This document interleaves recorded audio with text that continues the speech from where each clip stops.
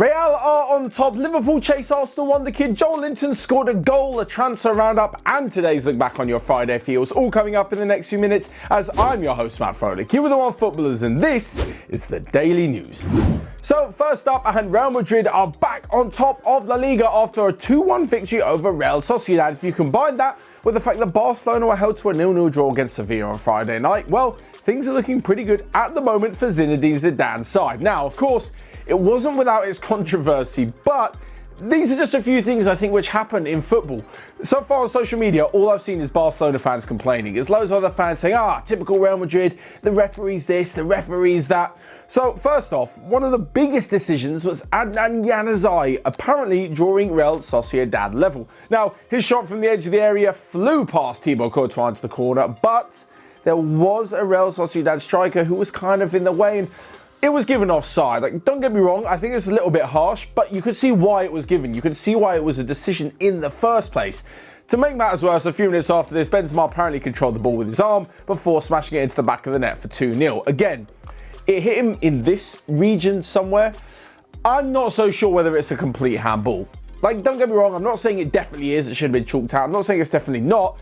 There is a decision to be made, and either way, there's going to be an unhappy party, and you're going to be discussing the situation, whether it did happen or whether it didn't happen. Personally, I think Real Madrid, on the base of it, deserved to win the game. Of course, you can then say that Januzaj's goal would have changed things, this and that, and Mikel Merino's goal at the end may have been an equaliser instead of just a consolation, but it is what it is. Personally, Barcelona fans, you probably wouldn't care too much if you actually won your game on Friday night instead of hoping that other teams slip up.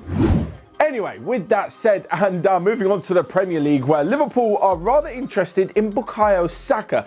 Now, you're probably thinking, hold on, there's no way Arsenal are going to sell one of their hottest prospects to one of their rivals in Liverpool. Well, think again, because the Englishman's contract runs out next summer. Much like Pierre-Emerick Aubameyang, it may mean that Arsenal are forced to sell this summer. The only thing is, well, he's a youngster, and obviously Arsenal have developed him. He's probably got a lot of connection to the club, and he's not on too much money. So if they were to raise him to an extraordinary wage, he'd probably re-sign the deal. Anyway, Liverpool reportedly going to make a £20 million offer, and if there's any team at the moment that's going to be able to lure a youngster away from their club, it's probably going to be Jurgen Klopp's men. Of course, Saka won't get as much first-team football at Liverpool as he would at Arsenal. That's a given. Arsenal really seems to be on the way down at the moment, and Liverpool are only going up with an amazing front three. But just a chance to be part of this squad is something that's going to be very difficult for any player to turn down. Anyway, whilst we're talking about transfer news of Liverpool, how about their match against Everton? Yet again, another boring Merseyside derby. I say it after every single one. It's no hate at all, because I know you're going to be like, Matt hates these teams. No, I don't. As I said before, there are much more important things to do in my life than hate a football team.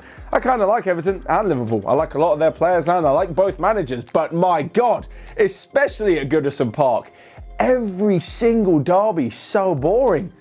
It's just like Everton are too afraid to lose. And Liverpool are like, they're not going to beat us, so we don't really need to do much and worry about losing. And if we score, great. And if we don't, it's not the end of the world. This really had a pre-season feel to it. And yeah, it wasn't the most spectacular of games. The better games were to be found in the rest of the Premier League, as Chelsea managed to come from behind against Aston Villa to strengthen their grip on a top 4 place. And on top of this, Arsenal just did Arsenal stuff. I mean, honestly, I'm kind of feeling bad for them at the moment. There seems to be a mentality problem at Arsenal. You almost couldn't write this script. The whole Leno getting injured under a challenge from Neil Maupay, and then him scoring the winner in the final minute, and then Guendouzi arguing with him, and then him chatting shit in an interview afterwards. It's almost like some WWE fake drama. Honestly, Arsenal needs to kind of get on with the game and maybe just do better on the pitch, so that when they concede in the 95th minute, it's nothing more than the consolation, or it doesn't really matter, or they're already 4-1 up, so who cares? This is the kind of thing that you really, really feel like they're missing a massive, massive leader within the squad. Matteo Guendouzi, especially at the end, putting his hand around Maupay's neck while he's trying to celebrate. What are you doing? What are you doing? Why don't you do your talking on the pitch? Why don't you spend the rest of the game trying to make your team better and trying to put yourself in a better position instead of just petty arguments? It really seems to be a theme with Arsenal, and if anything, they're going to finish the season outside the top 10, never mind outside of a European spot. But moving on and to some unbelievable news, Joelinton scored a goal after almost 2 1,200 minutes of Premier League football, he has his second goal of the season, and this in a rather impressive game for Newcastle United. Steve Bruce's men won 3-0 over Sheffield United, meaning they haven't had the best of restarts to the Premier League and their potential Champions League hopes. It looked like it all just got a bit too much for Sheffield United, and obviously going down to 10 men early in the second half did not help. Alain Saint-Maximin showed that he is a quality player on his day, and Joelinton, as we said, managed to find the back of the net. Unbelievable stuff. Maybe he knows he's playing for a place in the Newcastle side once all this money comes in and there'll be transfers aplenty. So next up, in a quick roundup of the rest of the day's transfer news, where Real Verde, the lead defender Mohamed Salisu is apparently interesting Everton. Juventus are willing to offer Daniele Rugani and Federico Bernardeschi to Wolves in the hope of lowering the price for Raul Jimenez. Chelsea could turn their attention to Levan Kurzawa if they don't get Ben Chilwell in the left-back spot. And last but not least, Edison Cavani and Thomas Meunier have both said they will not be extending their contract to PSG past June 30th, meaning they won't be taking part in the French Champions League campaign.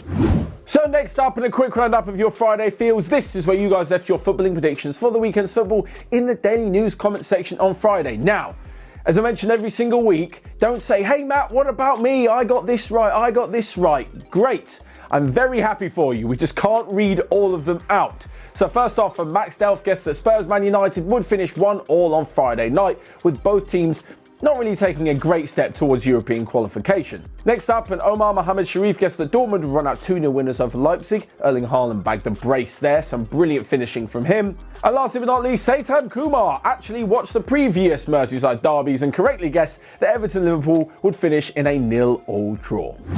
So there you have it. That is all from me for today. But what do you guys think of all the weekend's action? Let me know your thoughts in the comment section down below. Smash the like button whilst you're there. And why don't you click here or here to check out all of the other videos we've got going on OneFootball. But until next time, I will see you guys later.